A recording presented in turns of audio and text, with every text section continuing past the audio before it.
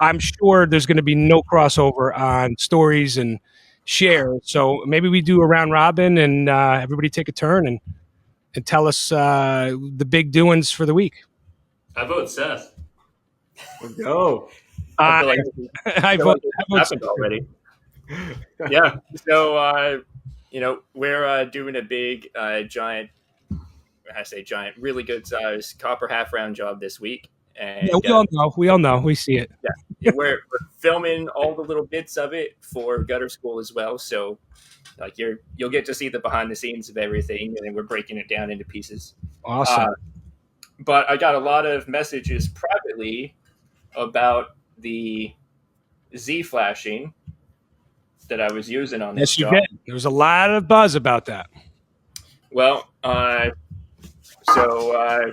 this is kind of killing a bunch of birds with one stone.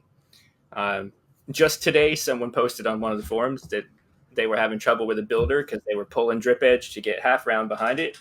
Saw that post. If you're going to put half round behind a drip edge, you're going to have to pull it really hard. There's like no other way to get it back there.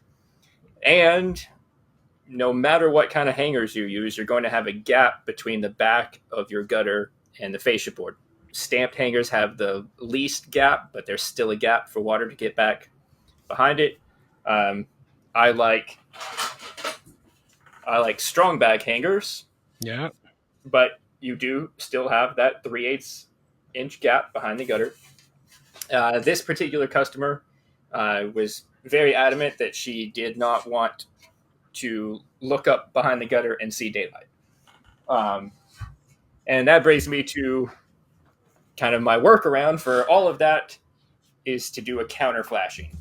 And this Z, I'm trying to find my camera We here. gotta get you some lights. What does she have for drip edge? Aluminum drip? There's no drip edge. So the roof is brand new. I'm actually working with the roofer on this job. And I told him to leave off the drip edge because he wanted me to make a drip edge for him and then make a counter flash. And I said, just leave it off, do your roof, give me an ice and water shield at the end, seal it down good, and then let me make a one-piece flashing for the end. We all want to know how you're securing it. You know that because everybody tries to pull off a retrofit drip edge. How are you fastening? So some people are going to throw tomatoes, and some people aren't. And there's no way around that. It's a good one. I wanted this one to be face mount, and I wanted it face mount for a reason. I wanted a good seal. I want that ice and water shield down at the end of the decking because I don't want loose underlayment or anything right there. I'm not a big fan of like lifting shingles, especially high enough to get any sort of fastener underneath them. Not a good idea. I just don't like it. I hate it when we're on a job where we have to do that and you go and tear a shingle. It's just we don't do it anymore. It's just not cool. So I talked with this roofer and I was like, here's what I want to do. They approved everything. But this particular house, I don't know if you guys come across this a lot, but the fascia board doesn't go all the way up to the decking. And so this particular house has like 1.5 inch gap in some places and no gap in other places. So your gutters are all set low. Yes, and it's already an 8-inch fascia board. So let's see that Z flash. Hold on. How does that? Is this a new house or is it old? No, it's an old house. Okay. This happens from like. That makes sense. Like on an older house, that makes sense. I see that. Yeah, but it's corners that were cut. And so the house was redecked and refasciated at some point, probably in the last 15, 20 years. Because the house has OSB decking, and for the age of the house, that's not original. But at some point, someone didn't want to buy 1x10 and cut an inch of it off. So they just put 1x8 on, and then it's just kind of this time they put 1x8 again, but that's 7 1/4 of whitewood. So you just got this huge gap. Did the roofer cover the gap with the ice and water? No, they didn't cover the gap. I wish the water is to bridge the seam between the top of the fascia and the plywood decking. Obviously, you protect the plywood deck as well, but it's that gap, that connection, that's the critical point. And this is, I was telling someone on the group earlier, like this is not an ideal setup, but this is right. I went around with him and hey, you got to do what you got to do, right? There's also like you have snow and ice building up in your gutter like we do up here. So a lot of things too that y'all need to remember is that there's not a lot of code in Texas. Yeah, almost none. Like drip edge is code in major cities. Yes, but it's not even enforced in most of those cities. Where even in cities where they have recently added it as code, there is no one enforcing it. And so it's like a bragging point for a couple of roofers, but that's it. Yeah.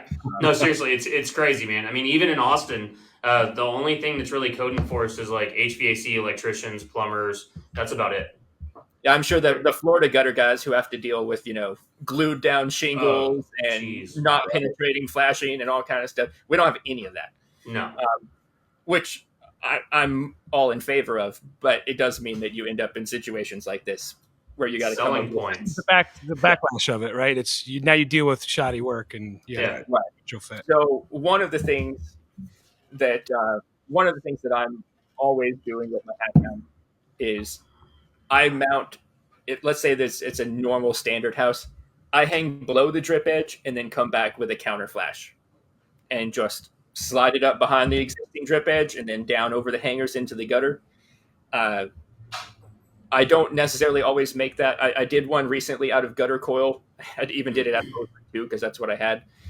Completely unnecessary. It's all you need to do is get a roll of siding trim coil.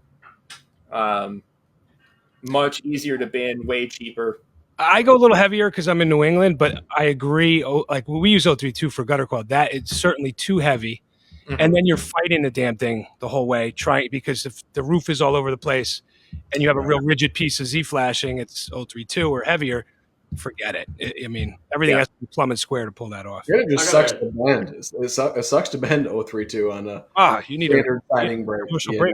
Right. Do you have a brake on site, Seth, or are you doing this with like a 2x4 or just by hand? Oh no, we've got brakes. I mean on a normal occasion, not this one here specifically, but whenever you do it with oil.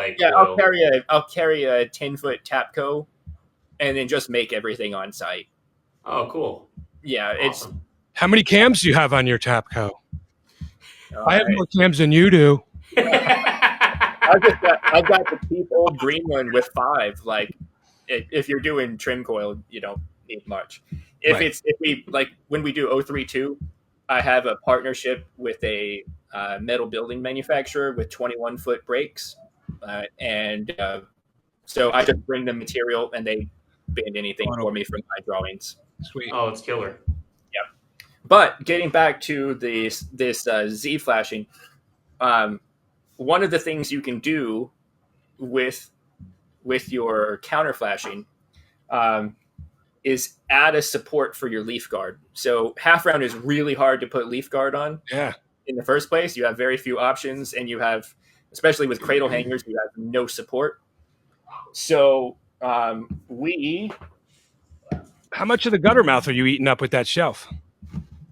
So we're eating up we have a 2-inch. Where's my camera?